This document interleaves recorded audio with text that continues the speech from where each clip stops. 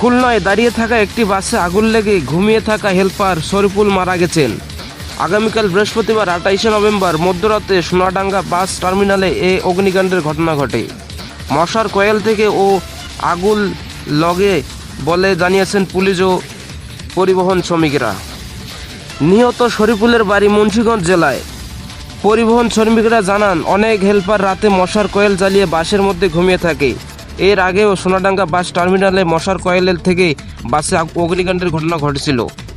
সোনাডাঙ্গা থানার ভারপ্রাপ্ত কর্মকর্তা ওসি মোহাম্মদ শরীফুল ইসলাম জানান, বৃহস্পতিবার রাতে সুন্দরবন পরিবহনের একটি বাসের মধ্যে হেলপার শরীফুল ঘুমিয়েছিলেন। মশার কয়েল থেকে রাতে 2টার দিকে বাসে আগুন লেগে যায়, এতে বাসটি পুড়ে ছাই। এ সময় আগুনে পুড়ে বাসের মধ্যে থাকা হেলপার শরীফুল মারা যান। তার মরদেহ উদ্ধার করে খুলনা মেডিকেল ময়নাতদন্তের জন্য পাঠানো হয়েছে। Desk report, news point.